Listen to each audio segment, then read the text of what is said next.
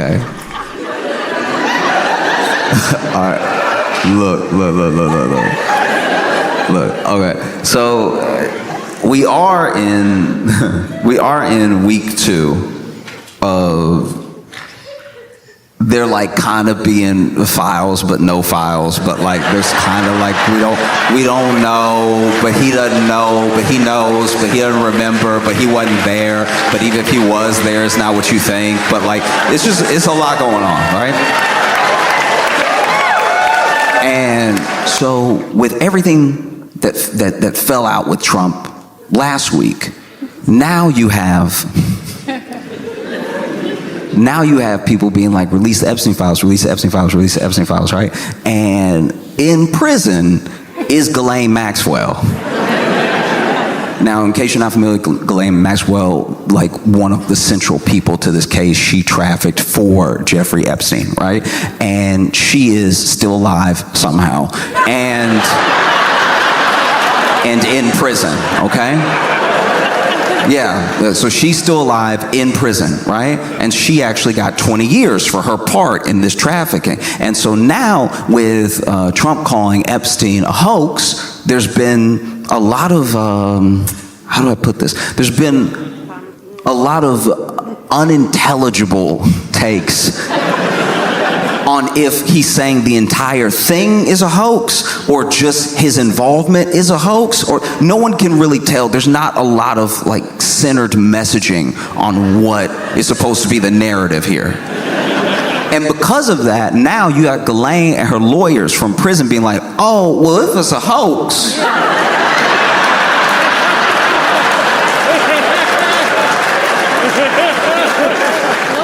no, I'm just saying if like nobody got trafficked to anybody, then I'd like to appeal, right? And then there's people that are like, the client list, we need the client list, we need the little black book, we need the client list, why won't they release things? And then you even had Democrats saying in the House, like, we want to release the files, and they put it to a vote, and Republicans voted to block that release. And they voted to block that release, they said, because, oh, it was part of another bill and it would have passed a bunch of stuff we don't want to pass. So then a bipartisan group went out and they were like, now we should vote on this, and it's Epstein stuff only, right? So everyone's like, release the files, right? And then Ghislaine is like, I got the files. I got them in my head. Like, I'll tell you right now, which is such a crazy thing to me to watch. If you've been watching this whole thing take place, Ghislaine got arrested in like 2020. I think she got sentenced in like 2022, and she's been in jail this whole time. Why is she just now saying, I got the list? It feels like when your boy who like really thought he was gangster finally goes to jail and gets like the first roach in his sandwich, and he's like, I'll tell anything you need me to know, like anybody, if you have any questions, I will answer follow-up questions, just please get me out of here. I think there's rats in the cheese, please. And so you had Trump really stressing this week, stressing hard, going back and forth with people. This man's getting more comfortable cursing out loud and on text. Like, he's crazy. Just like decorum's fully out the window. Like, there wasn't much of it to begin with, but now he's just like,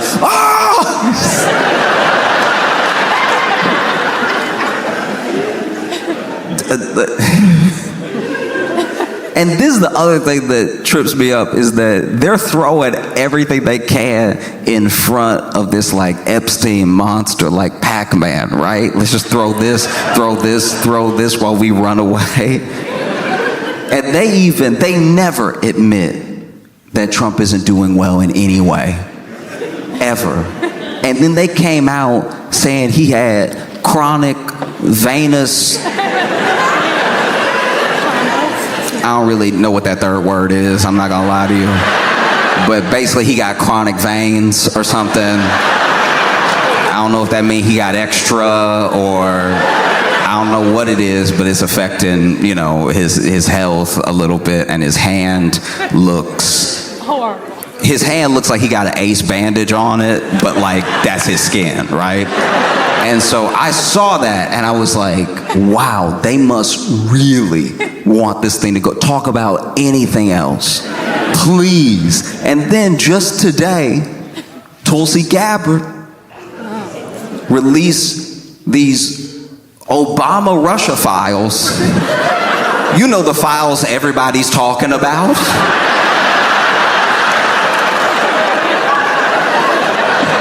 You know the files that just last week were like, when they gonna release those Obama Russia files? Why can't they get the Obama? What is Obama hiding? All right, we want his Russia files. You know we've been hungry, thirsty for some Obama Russia files. Ooh, I can't wait to. I can taste them. Let me get those Obama Russia files. That's so bad. That's so bad. It means you have nothing.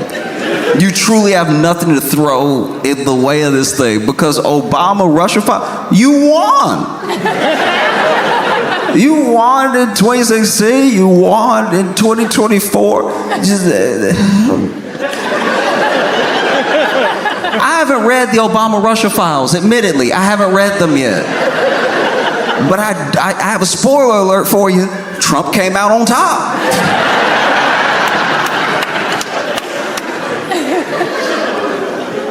And he over here stressing when he could have just done nothing. Eventually, he's in the White House. He's asked about it, and he's like, look, if Pam Bondi finds anything credible, she can release it. That's all he had to say the whole time. He could have avoided this entire thing if he had just said that, look, if the AG finds something credible, she can release it. And then people really don't have much to say because it's like, that's what they want. He says you're going to get it. I don't know if that's true, but like, that's all you have to do. Keep your calm, play it cool. Instead, he was like, why would you,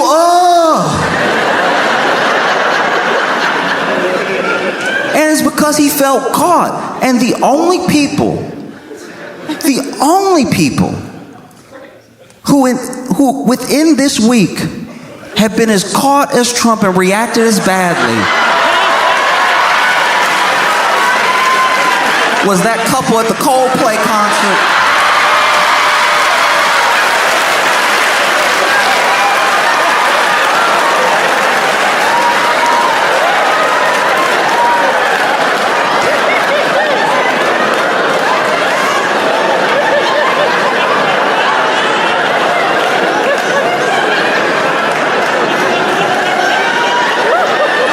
I thought I was shocked when I saw like Trump's Epstein files tweets, right? This thing,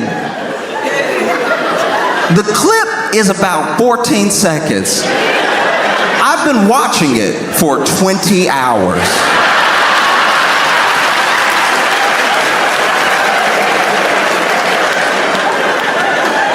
Okay, all right. In case you haven't seen this, it's a Coldplay concert, right? Coldplaying. Coldplay doing their thing, all right? Being colds.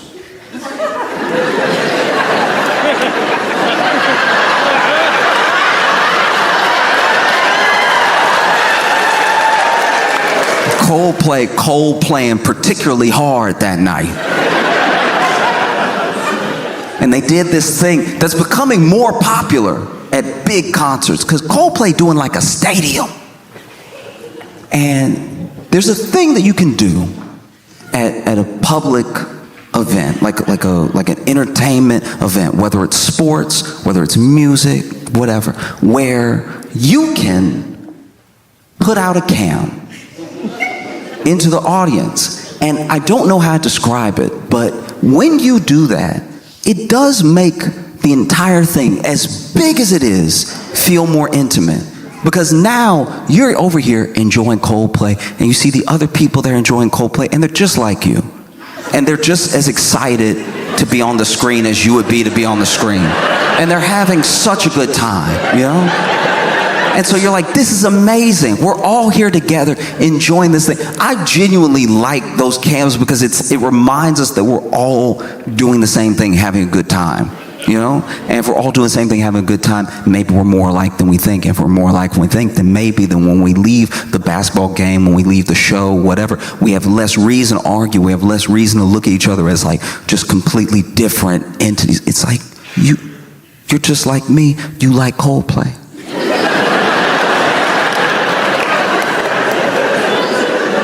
You know, and I'm not, you know, a big enough act to do like a stadium or anything like that. I don't really have screens at my shows and stuff, but I heard that the CEO of the largest tech firm in Louisville was here tonight, and so I brought a cam out tonight if you want to.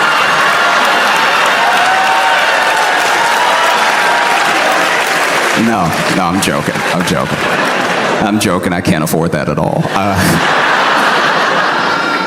No, but if you didn't see the clip, is basically Coldplay throwing people up on the cam and having little interactions, or like playing a little something just for them, or just commenting on how sweet people look. And they're going, people, and then they go to this couple.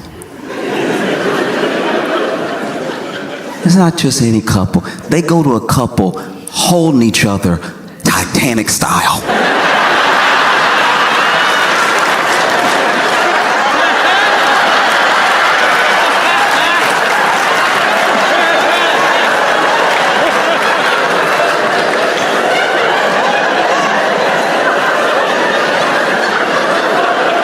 And to be fair to her, she didn't have the arms out like Rose. She was holding his arms.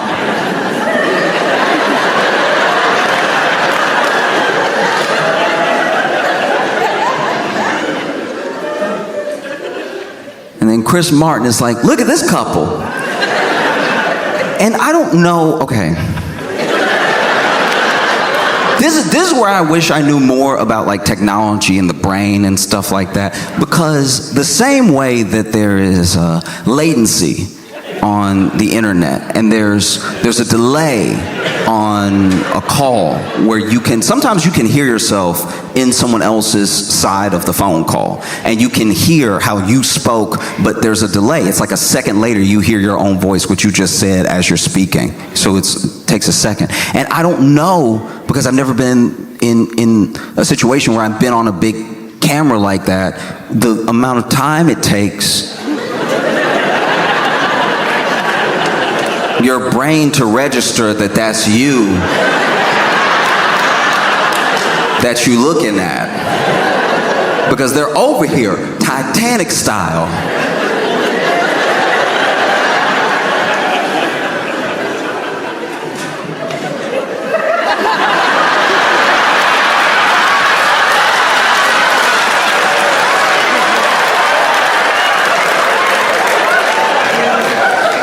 If you've ever seen the film Titanic, and if you're a 90s baby, you know that when Titanic came out initially, home release, it was on VHS. And it's such a long movie, it's such an epic, that there were 2 VHS tapes. If you're young and you don't know what a VHS is, don't tell anybody that.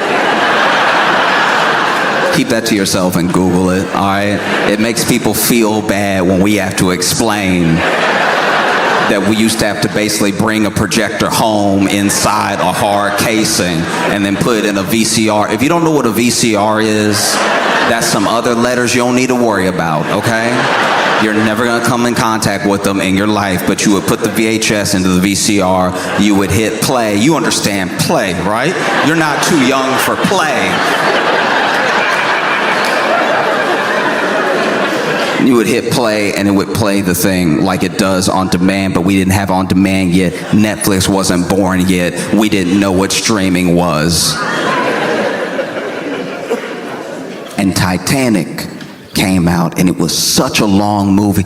I hadn't seen this 2 VHSs.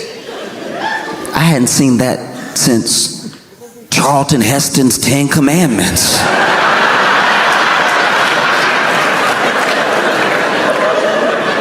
If you're too young to know what Charlton Heston's 10 Commandments are, it is also a film, but that film is almost as old as the people the film is about, all right? That movie is about Moses, who probably had a VCR, really, like when you think about how long ago Moses was and when we used VCRs. But Titanic came home with you, it had 2 VHS tapes.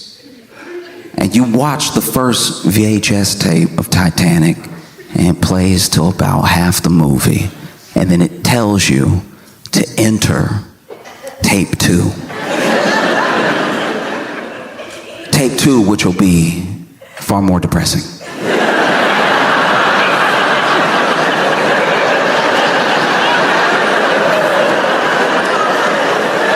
If you were like me and you shopped at a lot of like thrift stores, sometimes when you go to a thrift store, you don't get to get the thing the way it was intended when it was sold. You might go to a thrift store and buy Titanic and think you got all the Titanic in one VHS tape.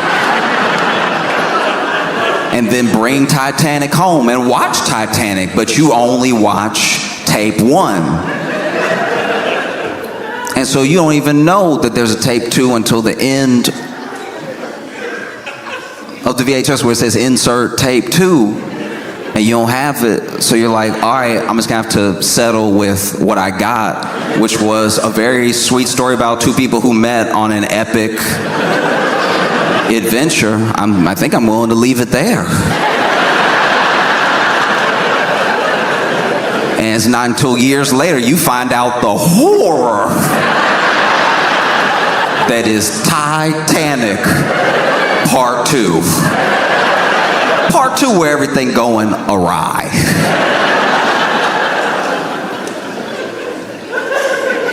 And all I can say is the first 2 seconds that this couple was on the kiss cam looked a lot like Titanic VHS tape 1.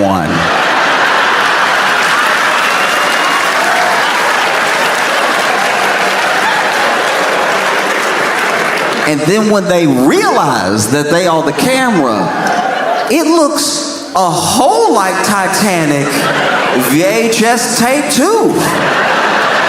Honestly, they look like they on the Titanic. When about tape 2 takes place. And so you see them.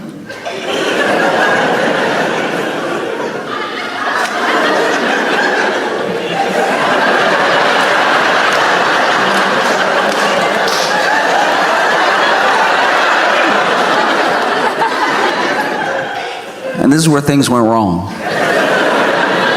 Because rather than just playing it cool, than just, chilling, the woman immediately covers her face and whips around.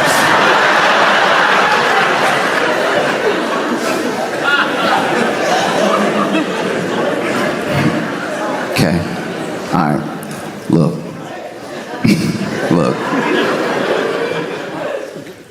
Don't judge, okay? When I was a kid, there were kids in my neighborhood who went a totally different direction than I did, right? And sometimes I'd hear about them, and you especially hear about them if you stop seeing them around. And I quickly got used to the idea that if I hadn't seen somebody a long time, they probably didn't just move away. They may have been locked up. Something may have happened to them, right? And there was a kid who was nice enough a few blocks down. Sometimes I would walk to work in the morning, and it was a long walk. and I would pass his house, and sometimes he'd be out front of his house with people. I'd say hi, they'd say hi. We weren't like close or anything. And one day when I was back home from college, I went to this hookah lounge with my friends. And at the hookah lounge were the guys who I used to pass by when I was in high school, working that job, running every day to work. And I asked them where, the fourth was, the dude that was usually with them. And they were like, oh, yeah, no, he doing a little time. And I was like, what happened?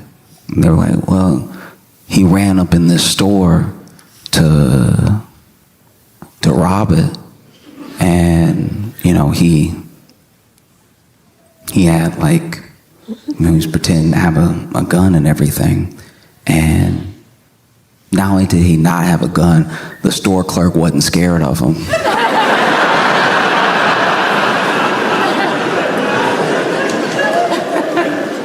And so he's over here doing one of these.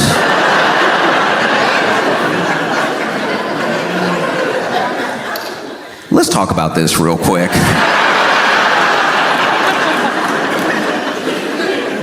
Because I've known people who have had people run up on them and they didn't see the gun, but they were sure they had a gun because of the way they moved with it. All right? A little bit of weight to it. Maybe it was tucked. Maybe it was in the pocket. But there was just a slight motion that they had. There was just a way that they were behaving where if they didn't have a gun, this is some great acting. But this man, he ran up into the store. Give me everything. Do it now. I'm not messing around. I would hate for this to go off. And so the store clerk kept his cool, and he was like, no. He's like, what do you mean? I am armed, ready to kill.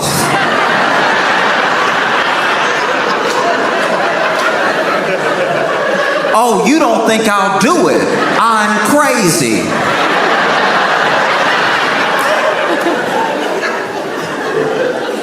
And the store clerk, apparently, according to their story, told me, I don't think you'll do anything because... And he points up, and he looked up at the corner, and he was on camera without a mask. And so apparently he went,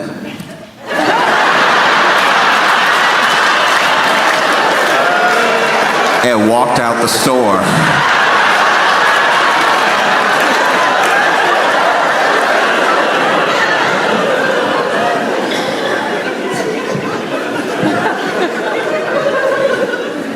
I understand the immediate reaction to want to cover your face when you realize you're on camera. But don't do it with your fake gun hand.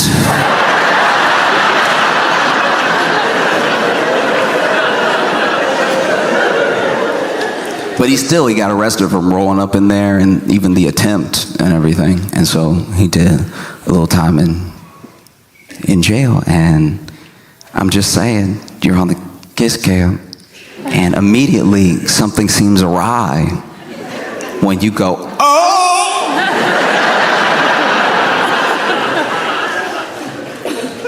And that by itself wouldn't have actually been that bad. No, I'll tell you right now, this is what I firmly believe. I truly believe this from the bottom of my heart. I think that obviously,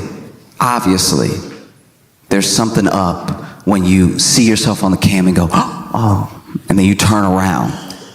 But, like Chris Martin said, later in the video, maybe shy. Maybe you're shy. And if only one of them had reacted badly, if only one of them had reacted badly, they might not be in this situation. But she went, oh! And then the man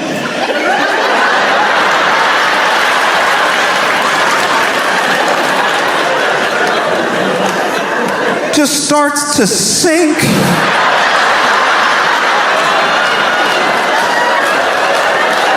Where did he go? No, for real, where did this dude go? This man didn't just duck under what he thought the camera could cover. This man got caught. She turned around and he went, ooh,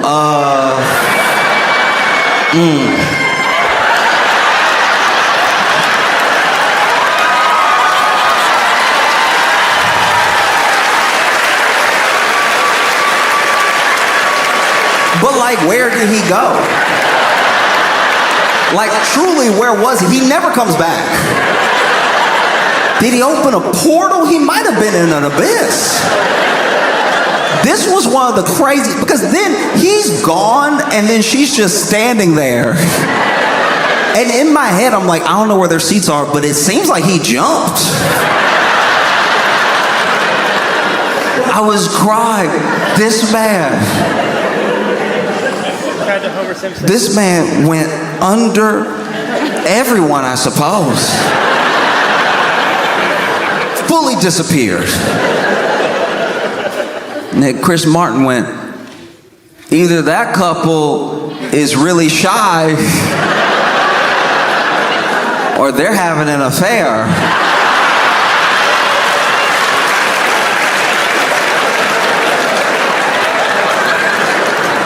And the internet said, or?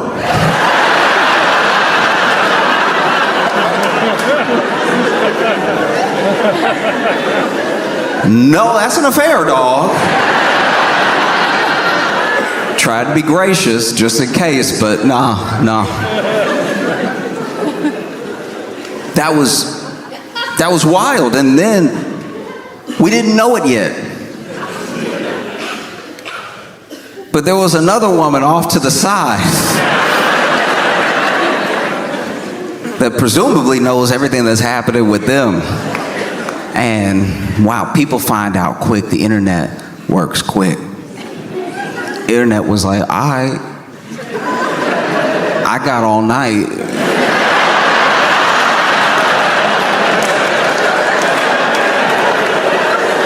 I'm not at the Coldplay concert.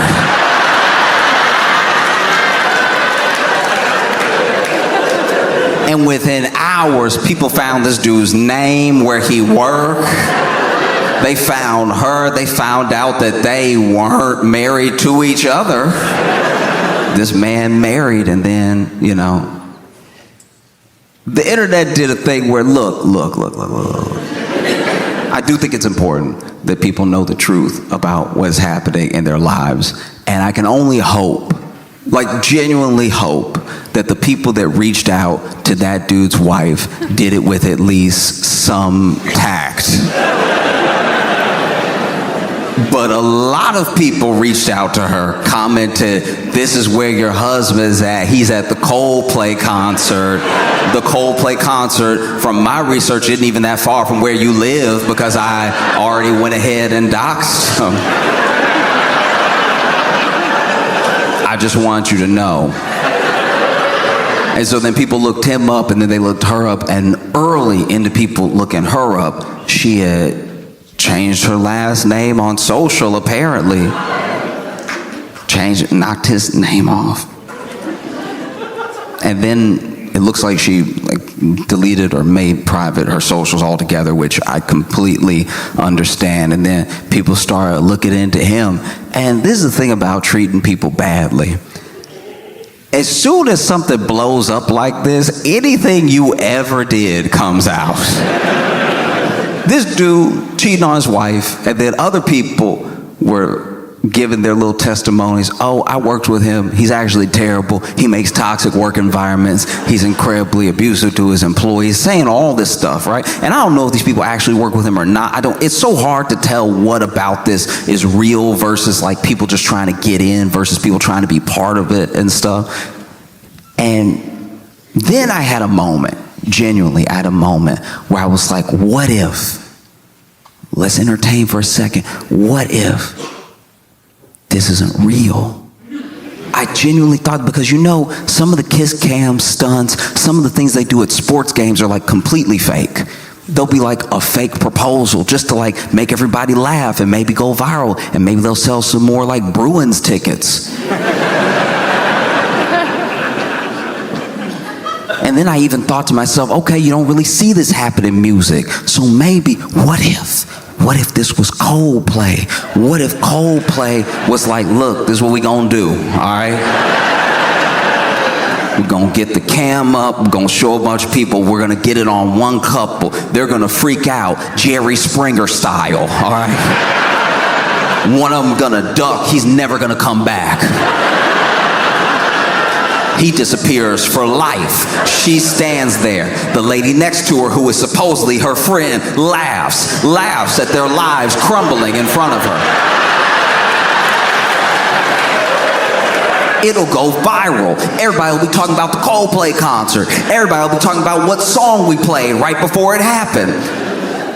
Genuinely, you have to entertain a lot of things when you're trying to sift through if something's real or not. You have to be skeptical of everything. And I thought about it, and then I saw how Chris Martin moved on after that. And then I saw a wide shot, and I saw that the stadium looked sold out. So I was like, actually, it looks like Coldplay is doing fine.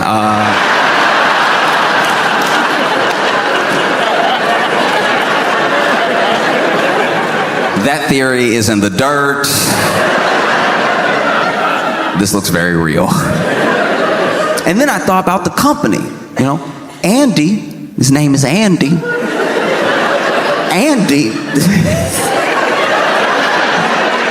Andy works at a company called Astronomer.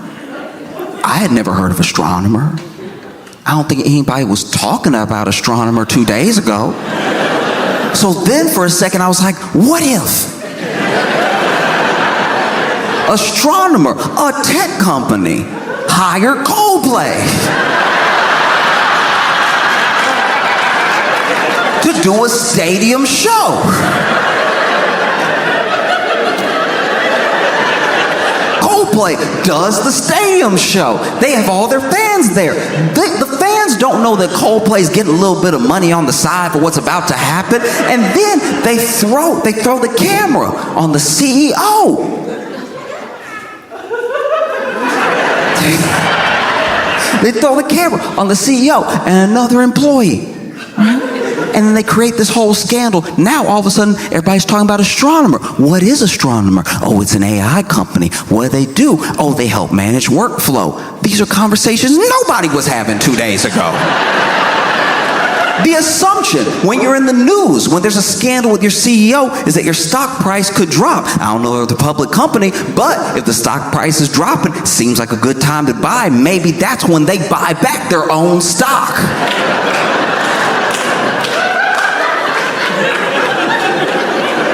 And then as soon as I was sitting in my room thinking all this, I was like, I think I've been too deep in this Epstein thing. Like, I think that maybe I have a problem. And I just it's really changing how my brain works. And then there's the fallout of this dude, not only is he caught cheating in front of thousands of people, in front of the internet, but also we find out he's a CEO. We're not gonna find much grace there. People aren't really fans of CEOs right now. And then on top of being a CEO, he's a billionaire.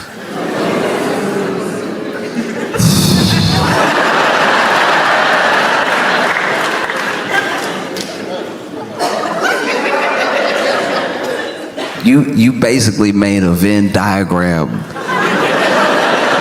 of the three people that people hate the most. and it's a circle with your name in it.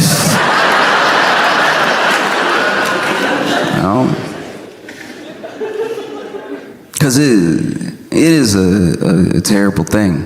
A terrible thing that happened. And I just think about how that's something that happens like now. You know, our grandparents, our great-great-parents would have never got caught. No, people's grandparents had whole extra families.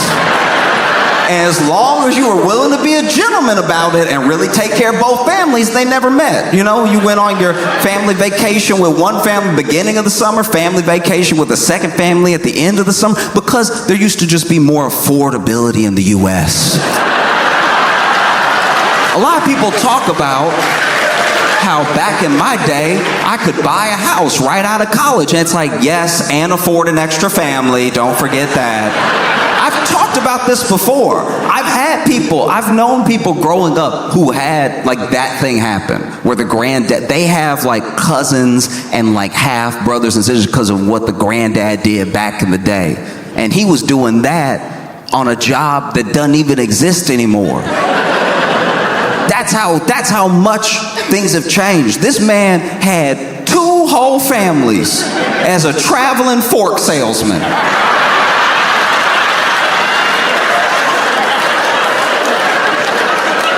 This man would just go up to people's doors and be like, look,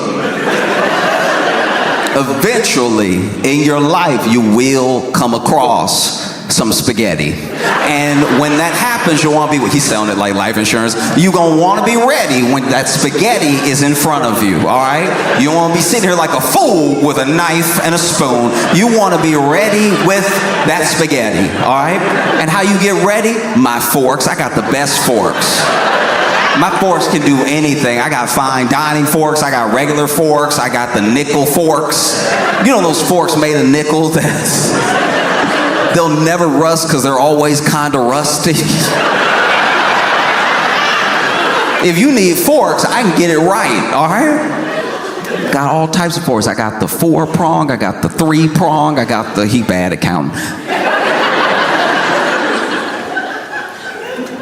And then people let him in. He's like, looking at this, what was it, two bedroom? 2-bedroom house? How many kids you got? Oh, you got 3 kids in a 2-bedroom house? You're gonna need at least 16 forks. Made his living selling forks. One day, somebody opened the door for this man and he's immediately smitten. Oh, hello. She's like, yes, how can I help you? He's like, oh, I was trying to, I had this briefcase where I was trying to like fork you, you know, like I just want to, I'm trying to give you fork. I mean, I'm trying to sell you forks. I sell forks. My name is John. And then she lets him in. And they get to talking about forks. And then about other things. And he doesn't tell her he's got a wife at home. And they start an affair. An affair where maybe she knows about the wife, maybe she doesn't. But then things grow. They feel like they're in love. They're like, let's get married. He marries her. Now he's got 2 fork families to support. Now he's got to sell forks harder than ever. He's got to go to as many doors as possible because the kids need braces. All of them.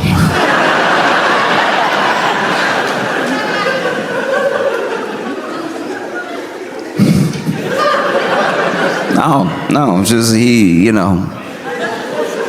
sells as many forks as he can, and then one day, one fateful day, sadly, a Sears opens.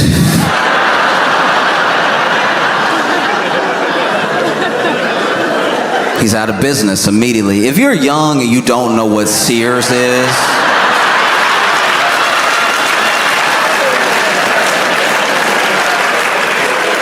it was like a department / everything store where basically it was like Amazon, but you had to go. There was no click. You had to leave the house to go to Amazon, and then you had to go put everything in your car yourself, and then you had to buy it yourself. It was like working at the factory at Amazon, except you just grabbed what you needed and you left. But then one day Sears opens, he realizes he's ruined. What else is he gonna do? He's only good at selling forks. You know? And so he has to sit his family down. Be like, look, I'll be right back, I'm going to get cigarettes.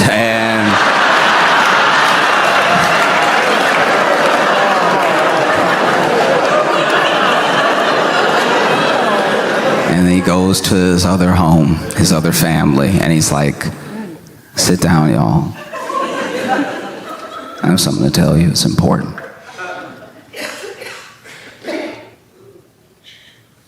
I have to go get cigarettes. And then he would go off and he'd have his own life, and he would die with a lot of life insurance, and then the two families wouldn't meet each other until it was time to collect. And that was the gentlemanly way to cheat in the 30s. All right?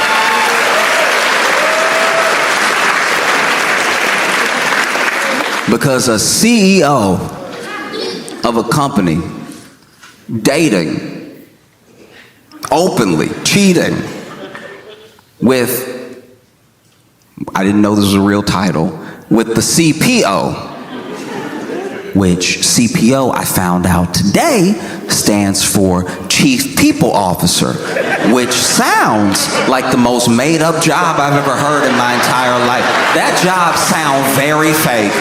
Chief People Officer sounds like what you say at Thanksgiving when you go home unemployed, knowing that your brother is a doctor and your sister's a lawyer. I'm the Chief People Officer. Oh, and I'm Master of Business.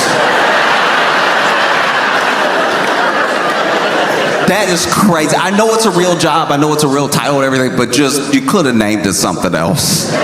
To say that you're in the C-suite, just Chief People Officer, really sounds like it was not on anyone's mind before the name came out of their mouth.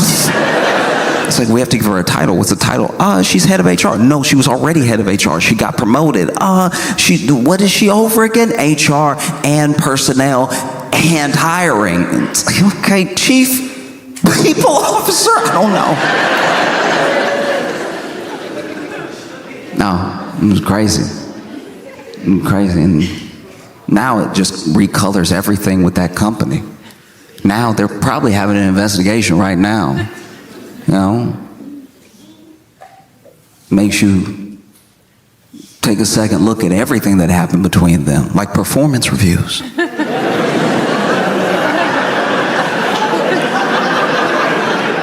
Apparently, in one of the performance reviews, the CEO said that the CPO, this is what I read, this might not be right, because everybody talking. But apparently the CEO said the CPO had deeply extensive and impressive knowledge. And that's nasty. I know what he's trying to say. No. That is inappropriate, if anything. I hope they take you down just for that. That is unacceptable. You know? You shouldn't do things that you know are wrong. And I think when you get caught, it's also important to know you're caught and to handle it as best as possible. And I think that as far as that kiss cam couple goes, the only way they could have handled that thing worse was if they had held up signs that said there are no Epstein files. Like,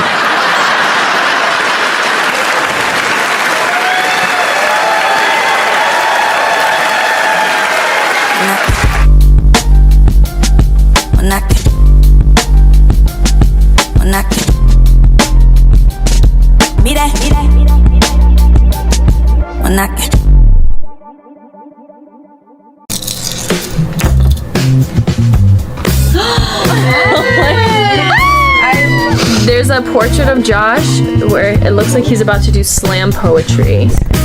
I have a fidget ring. I can spin it. The JJ patches. We got anime Josh here. Flower crown Josh here. We have a pen. Magnet hoodie. We love the Flowers tour. Please make it loud for Josh Johnson!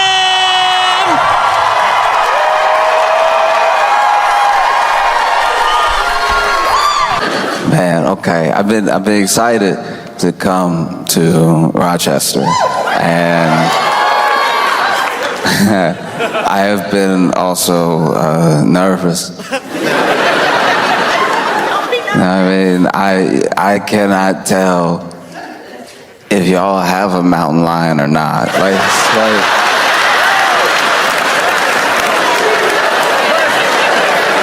Listen, I can only go off of what I've been watching. And what I've been watching, I'll just walk you through it. What I saw was a news report. This news report was of someone's Ring camera. I like that the whole community is involved in the surveillance. I like that this wasn't CCTV footage. This was, a person's Ring camera. And in the Ring camera, there is what might be, probably is, definitely look like a mountain lion going for a late night stroll. Fantastic. The mountain lions have heard that Rochester is a place worth parking, and so the mountain lions have shown up, and one particular mountain lion was letting himself be seen. That ended up on the news where I saw it, and I was like, that does look like a mountain lion.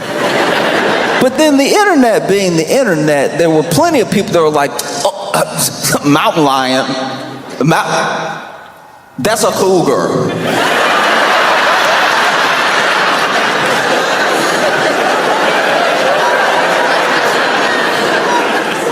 Nothing makes me want to get into it with people than well, actually, that's so beside the point. A very big cat is walking around Rochester. Cougar, mountain lion, help me with the major difference. And then people started to. Initially, when the report came out, there was a shelter-in-place order, right?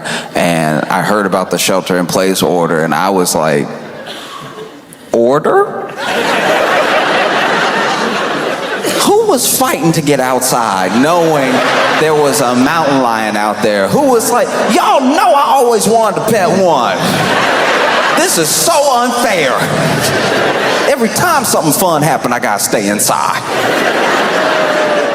Shelter-in-place order is crazy.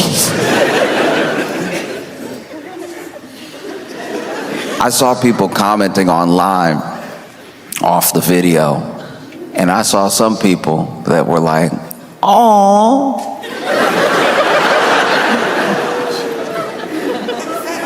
Please tell me you understand that if that awe is taken to a mountain lion, that will be the last noise you make.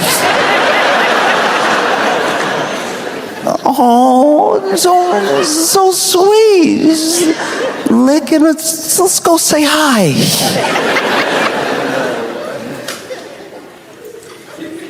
Oh.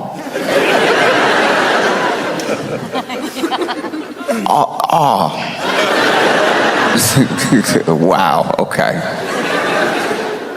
And then from there, people contacted the zoo, and to y'all's credit, y'all's zoo was like, hey, nah. Everybody here's supposed to be here. Okay? We not just loose with the gates like some other zoos have been. We got all our cougars, we got all our mountain lions, every cat is here. And like the fact that this thing was just strolling as well. It's not like running around. Everyone that says they've seen it, it's like quickly become this like urban legend / mascot of Rochester. Because then the people that have seen it, and look, I'm not saying that if you've seen it, you were supposed to tackle it and take a selfie with it. I believe the people that say they saw it. I believe one person in particular that says that he saw it. I believe the man that your news interviewed that said that he saw it. This man should just be an anchor. The man is on the news, and they turn, and he went rawr.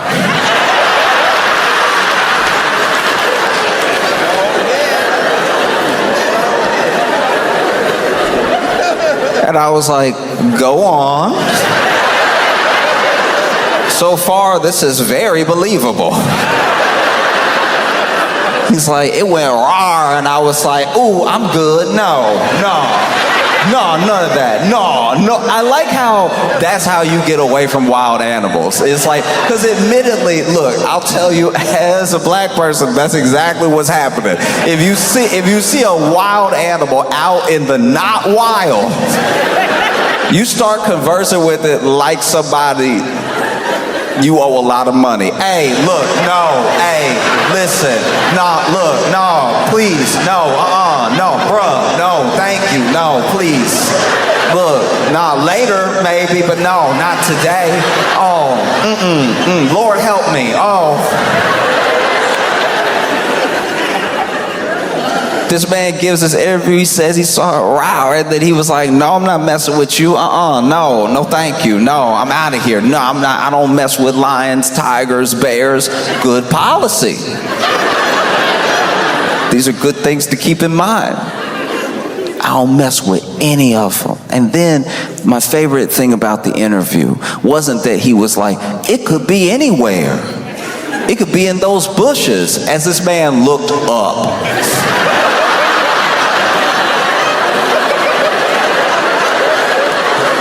This is why this dude is like low-key one of my favorite people of all time, because I know exactly everything that's going through his thought process while he's talking to the news, and I also could put myself in this situation when he saw the mountain lion. No, it could be in one of these bushes, anywhere. He stopped just short of what I probably would have said, which is like, it could be anywhere. Anywhere, these bushes up here. It could be in the house. It could be you. We don't know each other. Like, how we know he didn't stand up, tuck the tail, and was like, reporting live?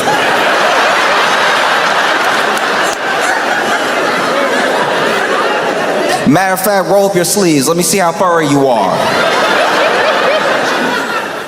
No, my favorite thing about this interview was that this man gave the interview in broad daylight, explaining what he saw while holding a bat.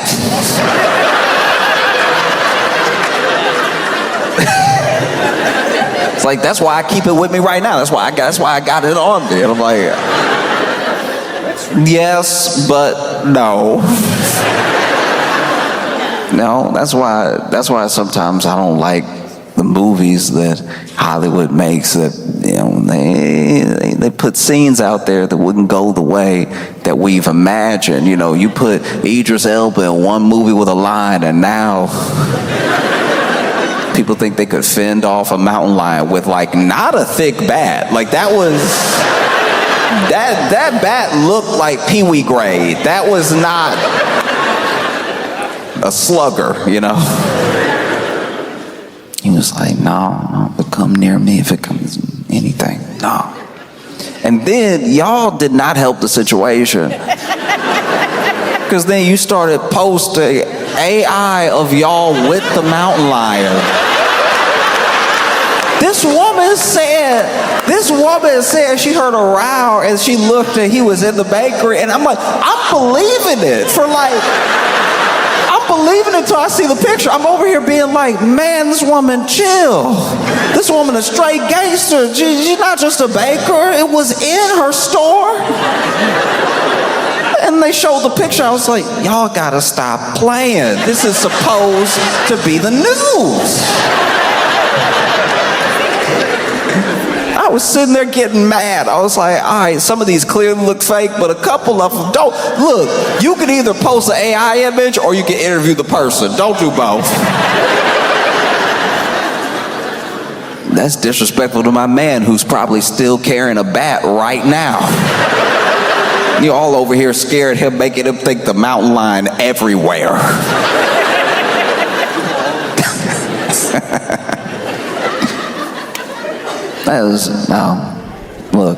Look, don't approach a mountain lion.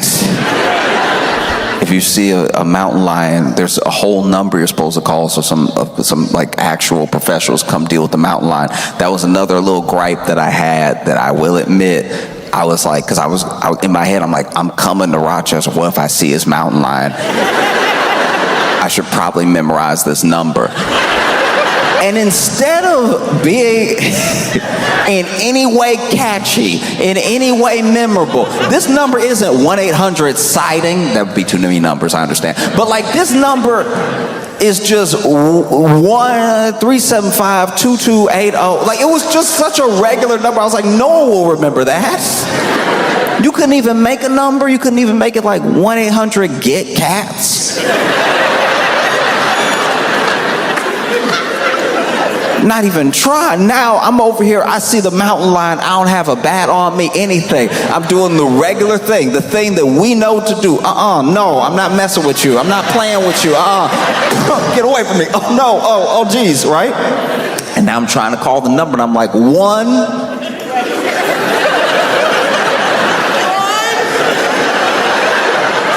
Now I'm over here, somebody knows the number. That's insane. That's too earnest. Don't. That's we. Imagine though, because this is my thing. This is just my thinking. If I saw the mountain lion, right, and it was over here, not just minding its like Ring camera business, not just going about his day. Maybe I saw the mountain lion. The mountain was like, hey, city ain't big enough for the both of us. I'm not gonna lie, just for the sake of brevity, I would probably call 911. But the idea that there's a whole extra set of numbers to call if you see the mountain lion makes me wonder that like if you call 911, they'll be like, a mountain lion? You called the wrong 911.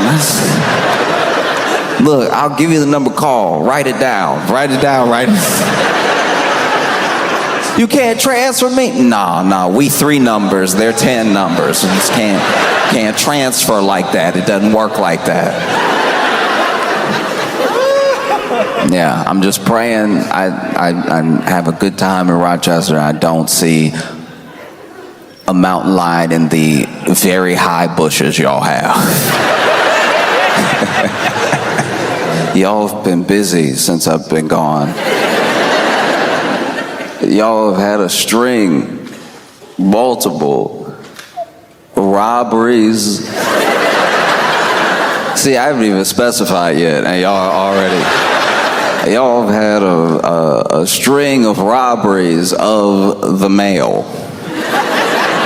I was reading about it, mail carriers are getting robbed, and that's just, I like an unboxing as much as the next person, but like that's truly it's mail. It's more likely you stealing bills.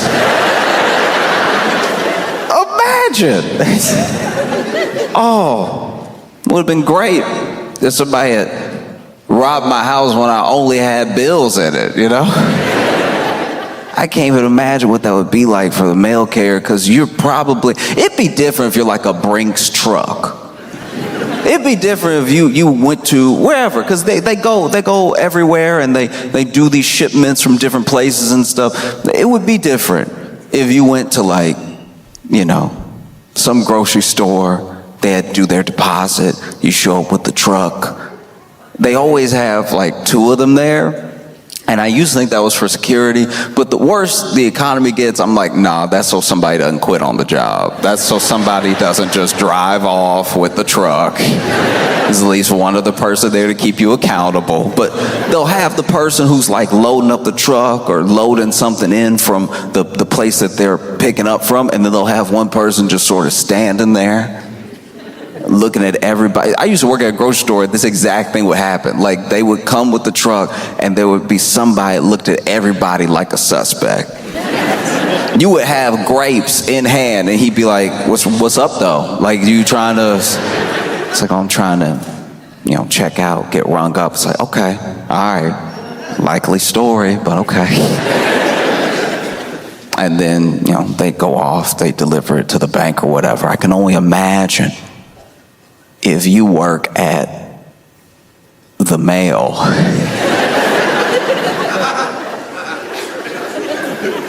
And somebody roll up on you, maybe they have a gun, maybe they don't, and they're like, hey, come up out of everything. I don't even think you'd be trying to be brave. I think out of genuine confusion, you'd be like, the mail? Yeah, everything you got. It's like, I can tell you right now, because of the route that I'm on, none of these about to be checks. Do you know what I mean? Because it's not even like they're robbing the mail carrier of like the best neighborhood. You just robbing the mail in hopes. It would be different if this was like the 1800s. It would, because back in the day when they robbed trains, those trains did bring like mail with them. And a lot of that mail was like, you know, from bank to bank, or somebody sending something to someone that was precious. You know, you had these great train robberies and everything. Now, you'd be sorely disappointed if you were to hop on an Amtrak. You're like, okay, everybody, this is a robbery. It's like, all right, first of all, let me tell you right now, every single car in that Amtrak, bathroom destroyed. So already, you get on the Amtrak, you'll be like, all right, everybody, this is a...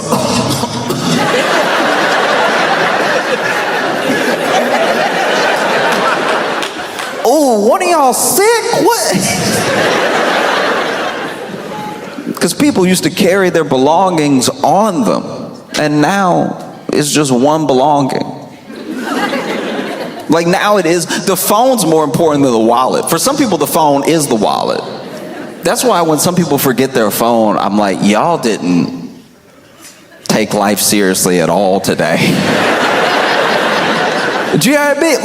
Like it's one thing if I forget my ID, or if I forget one of my like cards, or if I forget my keys or my AirPods. Like, you do the little check before you go, make a song out of it, right?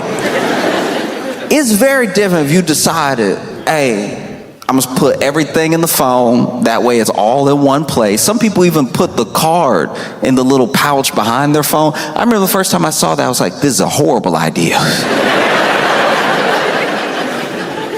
Just attaching the wallet to the phone. And they're like, no, now everything's in one place. I'm like, yeah, you made it easy for the mugger. That's all you did. You still gonna be forgetful. I don't know why we think that like changing that thing will like change us. Do you know what I mean? My friend is very forgetful. But then he's like, no, if I just put it all in one thing, I'll be fine. I'm like, no, you'll forget more at once. Your day will be worse. Because then I already saw this, right? You saw that they put the phone into the back of the case, into the wallet, right? All one thing. Then they were like, why even use a case? Let's just mush the credit cards into the phone, let everybody pay with their phone. So now, a lot of my friends don't even carry credit cards. It's just the phone. So now when you forget your phone, I'm like, who are you? The phone was your ID. It was your credit card. It was your phone. This is what's crazy about losing a phone now. Not just on top of not just on top of like how much we keep in it, but my friend locked himself out of his house because he had put his keys in his phone. Because you know they have that thing now where certain scan, you can scan and then just boom, click, and then the door opens. He did that because he was like, why keys? Keys are so archaic. And then pitched it to me like this. Why am I just walking around all day jingling? What am I, the crypt keeper? Why am I running around here, clink, cling, cling, cling, cling, cling, cling, cling? No. That is entertainment for babies, all right? Only thing that keys are good for, put the keys into the phone. And then with the credit card, he was like, why am I just carrying around plastic all the time? Then the card expired. You don't even know the card was about to expire. So then you over here trying to pay for your groceries looking dumb. Looking over here. No, I swear, there's money in the account. I don't know why this is happening. You got the Brinks guy staring at you like, all right, you said it was all about grapes, but it looked like it's not all about grapes. So what's really hood?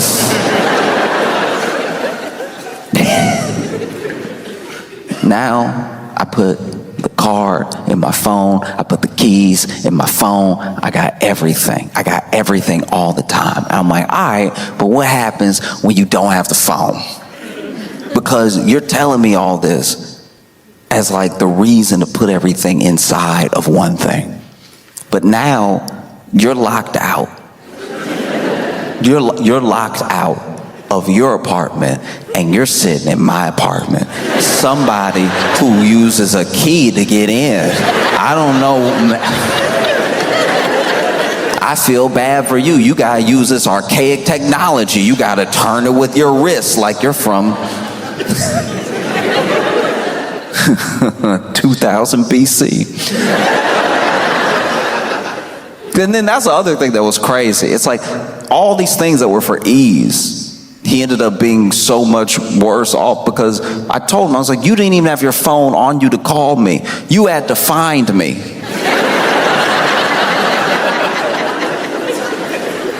Do you realize how much crazier that is? If you had kept it all separate, if you had diversified your belongings, and then realized, ooh, I forgot my phone. Let me use my key to walk back into my apartment and maybe send an email to a friend or let someone know I'm gonna be late, right? Or if I forgot my key, I now have a card and a phone to either call someone else who has the key or just go to, where we keep our spare key. You can go where you keep your spare key. Because you keep a spare key, right? You keep one physical copy, right? You keep one physical key and then you keep your phone key because one of those keys isn't dumb. And he was like, why would I have a backup regular key? Just so somebody can find that key, break into my place, and steal all my belongings. I'm like, it sounds like you have one belonging. It sounds like... I'm waiting for when they do that. I'm waiting for when Apple is like, no, put the couch in the phone. just trying to get you to sit on your phone to be comfortable. And then when your phone cracks, it's like, oops, maybe that was a bad idea, but you will need a new phone. You know, we're doing all this stuff and it's just doing too much. Doing too much and doing too much. And then you get to the place where you don't even know why you're doing what you're doing. You get to the place where you're robbing the mail.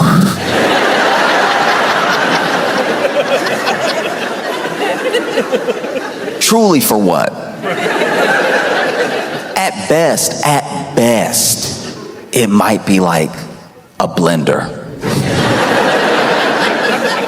If you are robbing the mail and it is not an Amazon package, you're already losing. Because when I tell you right now, this mail that you're stealing, this like paper that you're stealing, is paper that the people it's going to don't want. Forget bills. This is like begging people to open up a new credit card. It's begging people to subscribe to a magazine they subscribed to one time. It's just asking for money. And then you do that, and then you open all that mail in your place, which is also against the law. You doubling up on felonies. What's the plan here? Because now you've opened the check. Let's say you got a check. Let's say somebody still works in 1990. And let's say that you got the check. What is the plan now? To go to the bank and be like, hey, I'm 8 people.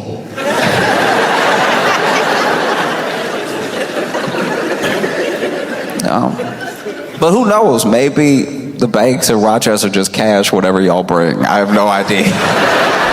Maybe this makes sense. I know it's been spoken on already, but I am genuinely, I've been looking it up. I've been educating myself, and I'm fascinated at the origin of the garbage plate. Because here's the thing. I'm not here to talk about if it's good or not, or the aesthetic or anything like that. I'll get to the aesthetic, but like the name. I don't know. This is what I think happened. This is okay. Look, I'm pitching you what I think happened because we didn't have to get here. Anything that is good does not also have to have like a derogatory name, right? But I think that like something happened. Something happened where like I live in New York City. I live in Brooklyn, and New York City is very dirty. There's a lot of garbage out. No alleys, just street. I remember the first time when I moved to New York, because I moved to New York with very little frame of reference of what New York would be like. And so I moved to New York and I saw the trash on the street and I was like, oh, okay, I didn't know we were in a state of emergency. I had no idea. I picked the wrong time to move because the garbage, and piled up too, almost organized in its chaos, piled up about waist high at the sidewalk, you know? And then I realized that's what you do there. You put the garbage on the street. Like for a day, well not a day, for like 3 days out of the week, we are the garbage. And somehow nobody has seen fit to just make an alley.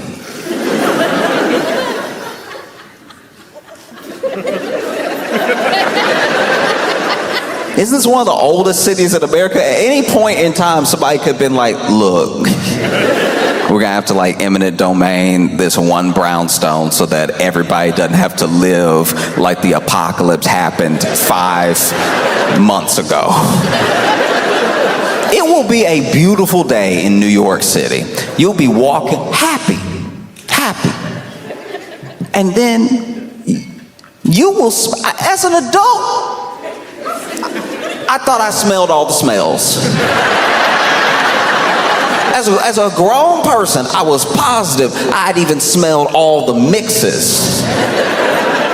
And sometimes you'll be walking in New York City, and it will be a beautiful day. It'll be a picturesque day. It'll be one of those days that they direct movies with the scene that you're seeing. It's almost like God's cinematography. When you look around New York City, the sun is coming up. There's that golden hour. Everything's shining off. The building's just perfect. Maybe you walking and you walk with somebody you love. You holding hands and everything. And then you even go to say, I love you, right? You go to express, because you get swept up in this moment, this beautiful, beautiful moment that somehow you can only experience in New York City. Plenty of places are beautiful, but this moment can only happen in New York City. And you go to say, I love you, but that means you open your mouth.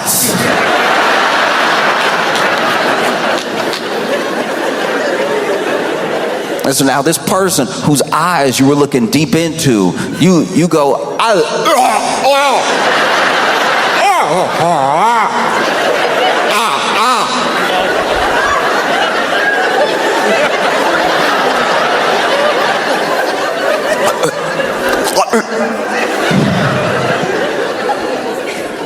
you can't even describe it. You can't even describe. The only thing that even comes close to it is if you like ran onto like an Amtrak train with the bathroom door open. You've never felt or smelled anything like that. You felt like you were walking through a cloud when it happened. And now you're doubled over. That moment has happened in New York City for as long as New York City has been around. Since its founding. Since they were like, no, just mush them together. No, everybody want to live here, mush them together. No, and on top too, let's build up. No, it means more trash, but it means more people to, pay more taxes for us to still not have figured this out. Look, it's a phenomenal idea. There's no way, no, you can't cut through these buildings. You can't tear something down. No, that'd be crazy. This thing is worth $2 million. This piece of property that nobody wants, that no one will ever want, is also worth $2 million. No, we can't make it an alley. That would be useful. And so, I think maybe somebody saw that entire situation. And they were in Rochester and they were eating at one of their favorite places, and they were like, that looks exactly like what's in front of me right now. I've seen it, and I feel like there were other names because there were other words available. You know what I mean? This is how I'll put it. It would be like if I baked a cake, right? If I baked a cake and it was a triple chocolate cake, right? So, and not just triple chocolate in the way that it's like chocolate layer, chocolate layer, chocolate layer. Let's say I really took my time. I really did something like decadent. I really made like one layer almost like chocolate chip cookie. It's a little bit more brownie than it is like cake. And then the layer above that, I went a little bit like dark chocolate with it, right? And it had a little bit of filling in the sides of it that was also like something you don't usually get in a chocolate cake. And then the top of the chocolate cake, very light. Very like, not the like fondant type stuff, like very light icing and a very like moist top, melts in your mouth, right? And then you had this chocolate cake, and it was actually, let's just say for the sake of argument, the best chocolate cake you've ever had in your life. Incredible. You were moved by how good this chocolate cake is, because you never had chocolate cake like it. This might make you act different, move different throughout your life. You never had chocolate cake like this before. Never has somebody put chocolate cake on a dish and then you put fork to cake and then fork to mouth and cake to mouth and then felt this good about your life and yourself, right? It's never happened before. And so then you ask because now there's a different person. You're a different person when you had the cake, before you had the cake, and after you had the cake, right? You're about to move through the world with more love, knowing that there's cakes like this to be had. You're about to spread the good word of this cake, because more people should have this cake. More more people should feel this happiness, right?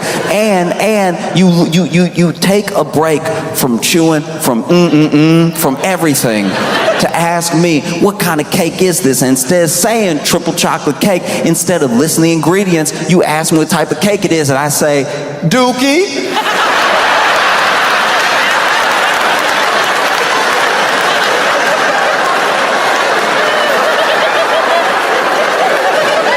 I called it Dookie, because, you know. No, because when you look at the plate, you know what I mean? No, it looked like Dookie, so I called it Dookie. That makes it more enticing, doesn't it?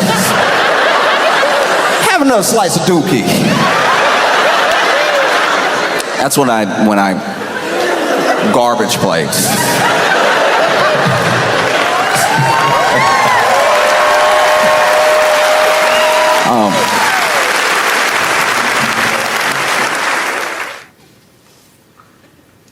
They may have found signs of ancient life on Mars. And I don't know how that helps us.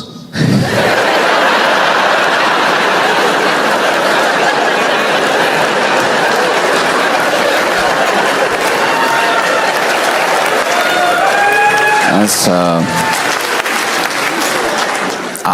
y'all did it. You know what I mean? Ancient life on Mars. Not current life. To my understanding, they have found signs that somebody used to be there. Okay. All right. Imagine somebody coming and being like, this place used to be cool.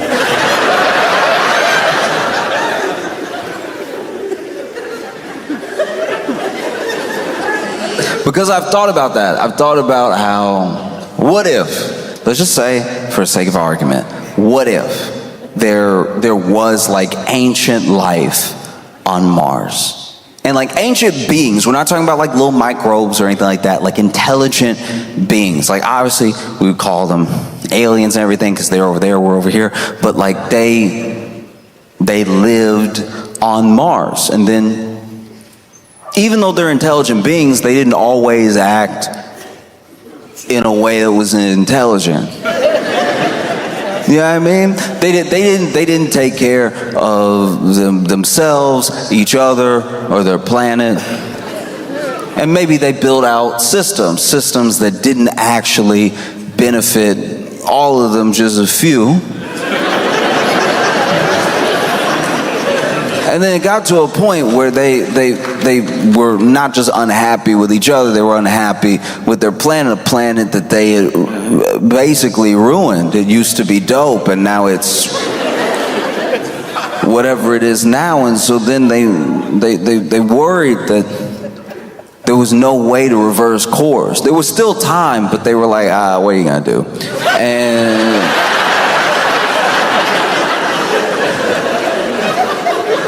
And so then they, over time, remember, this is ancient. Remember how long the universe has been around. They looked around and they were, in some ways, very intelligent. Maybe intelligent enough to find another place to live.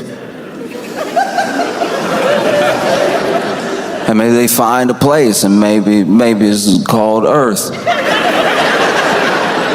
And maybe they went to Earth and they, been on Earth for so long, they forgot where they came from, but being intelligent beings, they made all the same mistakes all over again. And so then there comes this day where they look around and not really happy with themselves or each other or their planet, and rather than hopefully not wrecking it or themselves, they're like, what if we went to Mars?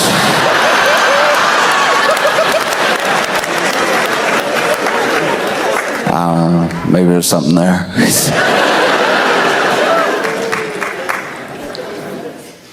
Because I do think that, I don't know, I feel like that's as likely as finding life on Mars. Because that is where we're at for the most part. There's a lack of belief in The idea that you can still build community, or the idea that people can still see each other as people. That's incredibly troubling and scary. I think that we rely now on communication that is more served to us than we seek out. We feel like we seek it out because we're discovering it in real time. In real time, you are discovering your For You page. In real time, you are discovering when you're scrolling and you feel like because you're making the choice to scroll that it's the choice what you see next, but it really isn't. And based on a bunch of things about you, we think we're shaping the algorithm, and it's a high likelihood it's the other way around. Because based on how you've built your habits gets based on whether you get served contempt or compassion. And so then when it's time for us to talk, we have a very different view of how people are in the world. Like all of social, all of this stuff, every platform, it's just a mirage. But when you're out in the desert by yourself, which it feels like a lot of people feel that way. A ton of people feel like they're out by themselves, right? And you see this thing up ahead and you think you know what it is, and it turns out to be a mirage. It's very hard to convince anyone of that idea. And so that's what I watch more of than anything else. It's just the idea that I know what's going on, I know what people are saying, I know how people think, and I've got a big picture of everything that's going on. It's like I promise you have a snapshot. No person, no single person online is one thing. No idea is one shared belief by everyone. And once again, no matter what you do, even when you think you're gaming the system, even when you're like, but I log out sometimes.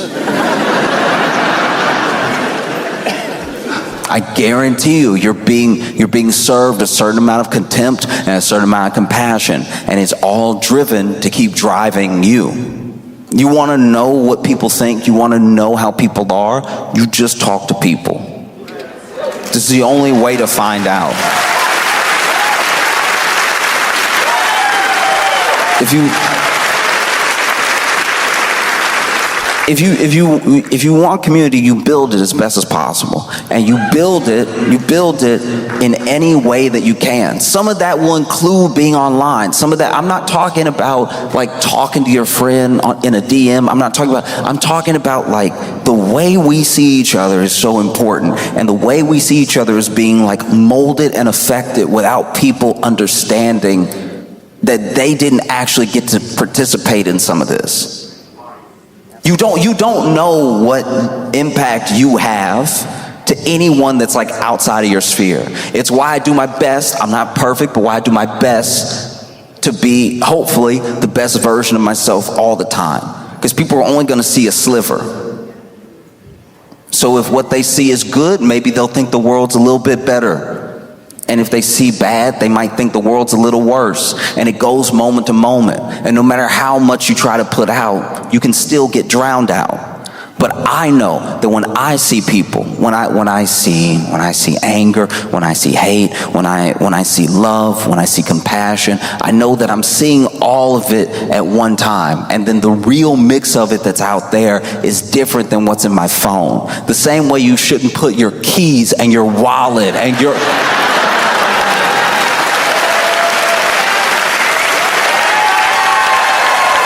Do you know what I mean? The same way that if you put everything in the phone and then you lose sight of what you're up to, you're lost. It's the same way that you cannot just trust that what you're seeing and what people are saying, and these people as well, these people, whoever these people are. Because that's the other thing about opinions online. It's the other thing about people online. We didn't vote for a king or queen of online. Somehow any person saying anything is representative of everybody at any given point. That's not possible. I wish it was what was happening when it was like a smart person. But like, who knows? Like, smart people usually don't keep you online because they're like, hey, you should live your life. It's very bad for business.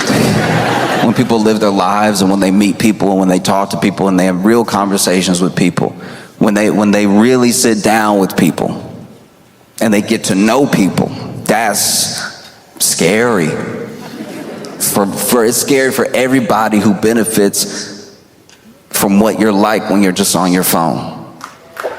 You need to be very, very careful of how we look at other people, how we judge other people, because I'm telling you right now, this thing will run away from you.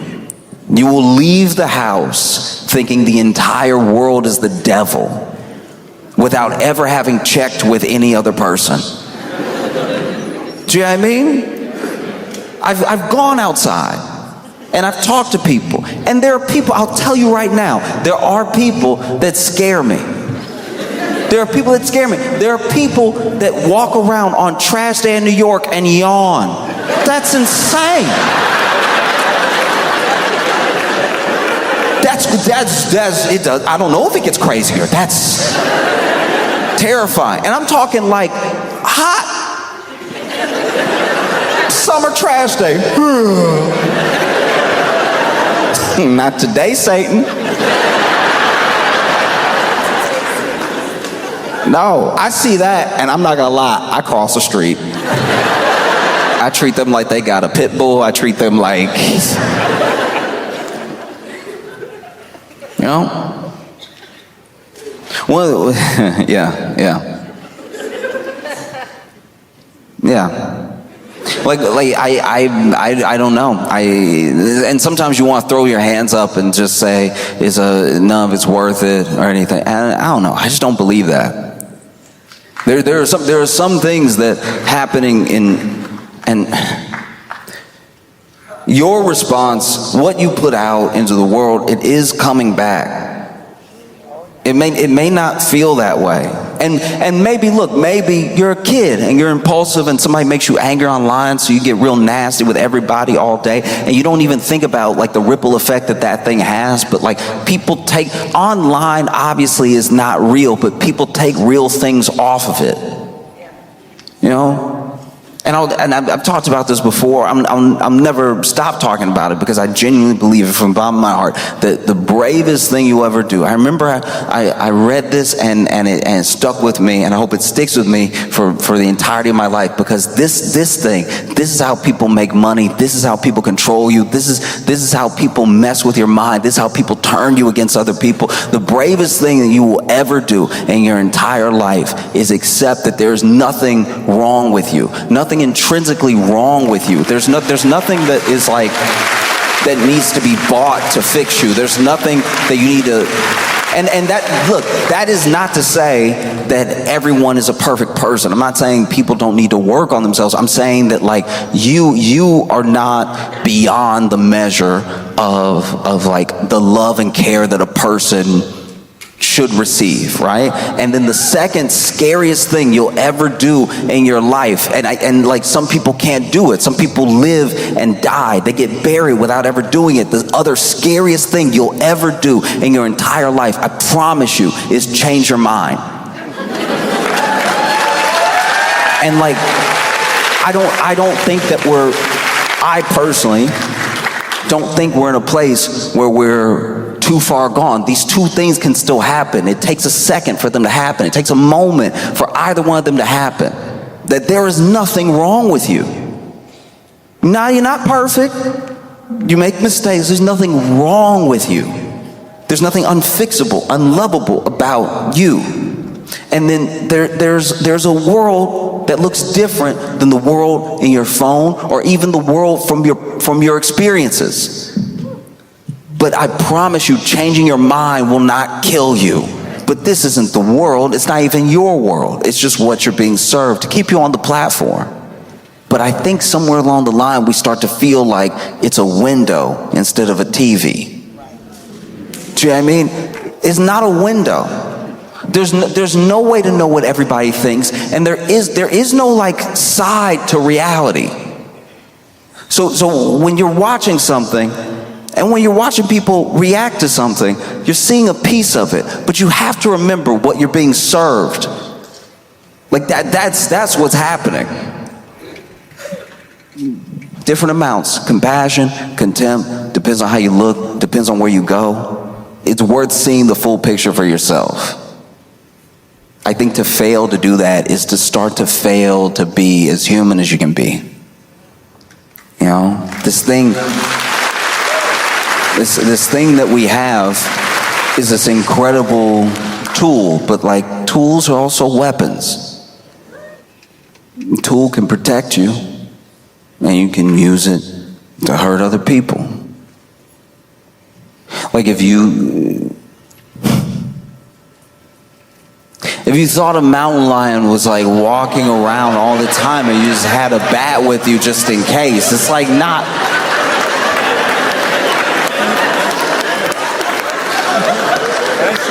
That's right. But these things are tools, and it's very important to remember who's using the tool. We think it's us all the time, and I think that is a mistake. To think that we use it. That it doesn't work the other way around ever. I love you all. And I appreciate every single one of you. I don't want to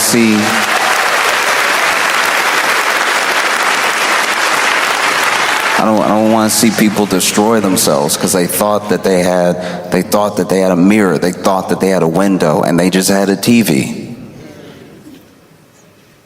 You know?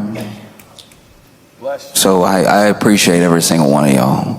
I can't even describe it. I was so excited to come here and spend time with you, and that is definitely in spite of the mountain lion. So, Rochester, y'all been amazing. Thank you so much. I appreciate y'all so much. When